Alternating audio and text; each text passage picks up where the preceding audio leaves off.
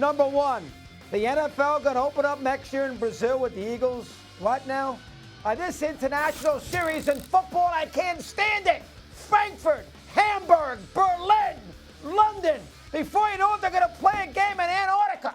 The Eagles are going to open up next year. The Eagles, this is a huge franchise. They get 8-9 home games. You think the Philadelphia sports fan is happy today, waiting 7 months to see their team play again? And they're going to play a Friday night on Labor Day weekend or Labor Day week in Brazil against the Carolina Panthers?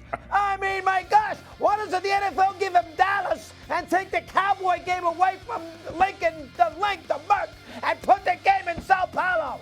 Nobody cares about these stupid games except the owners who want to make a fortune. Fans in America don't care about this international series. And why doesn't my buddy Goodell run down Broad Street and say, hey guys, Philly fans, you're going to open up next year 7,000 miles away. Oh my God, that drives you crazy. The excuse is, well, it's perfect. They start the season there, they get 9 days off. Nonsense. The fans in Philly don't like it. And that is not the right thing to do to one of the best fan bases in America and stick some stupid game in the middle of nowhere that nobody cares about. Number one. You know, normally I would agree with Doggy on this, but if people in America, and I can assure you a lot of them are in Philadelphia, if they love South Beach, my God, what they might feel about Brazil. I'm not sure I agree with that assessment, Doggy. I agree with you with Frankfurt, Germany. I agree with you with London. But Brazil, I don't know. All I got to say is this. Como está? No. Como está? Hey, Doggy, I'm 100% with you. Most of us don't live in Stephen A's tax bracket, and we can't get there and back in the same day, if you know what I mean. It takes a little more planning for the average football fan to get down there and back, Stephen A. Come on, you got to be with Doggy on this. The people of Philly want to see their team. They got plenty of time. It's February now. We the games next year. I mean, we got plenty of time. They got time. They got time.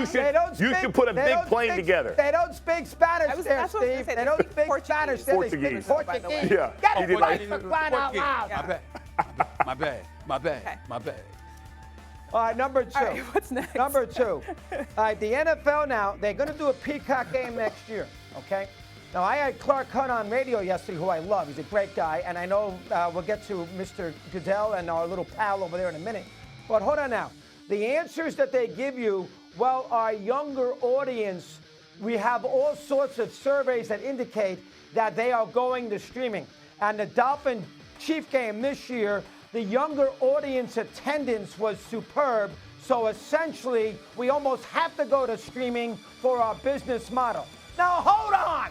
What are we, an idiot? I got younger kids. They stream, but they're sports fans. You think they couldn't find a game on NBC, CBS, Fox, or our network if the game is there?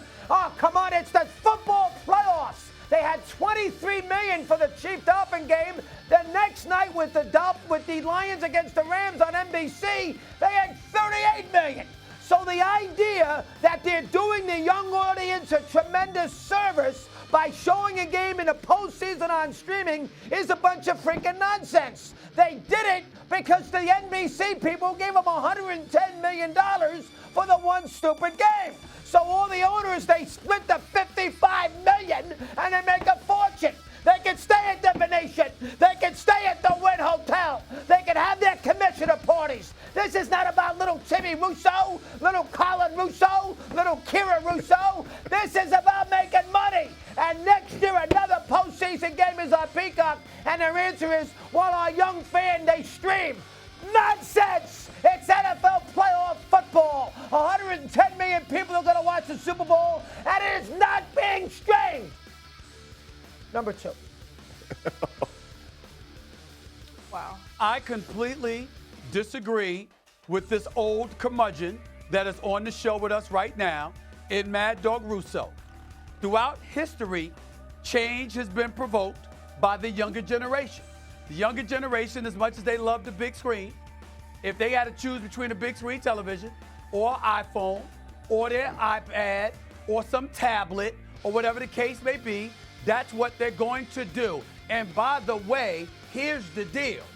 Over 27 million people on average watched. It got over 30 million. It was the most watched game in football since the Super Bowl from years earlier, and it was a wild card playoff game. The younger generation has spoken. Your old self needs to get with the times. You got children. They're telling you what to do with their actions. Follow their lead and get with the program. And by the way, don't you insult Roger Goodell like that. Don't you dare. You watch your mouth about Roger Goodell. You watch your mouth. All right, that gets me to number 3. Christine, listen to this. This guy's a complete phony. He was scheduled last night. That's not you, Jeff. That's the guy to your left. I got He was you. scheduled last night to hang out with his buddies at Mad Dog Radio. I'm talking about producers, board operators. We all had a big dinner party at the greatest steakhouse in Vegas, the Golden Steer. All sorts of guys. The little guy, the person's not making a fortune, who doesn't influence the world of politics or sports or freaking stupid soap operas. This is a crew that is the blood and soul and guts of a radio station. This would be like Sam and Nick and Dave. This is like the little guys here that work for us on First Take. And so I invited him, all right, the Golden Steer. I texted him weeks ago. I invited him. He said he's coming. You know what he does to me? Yes, Joe!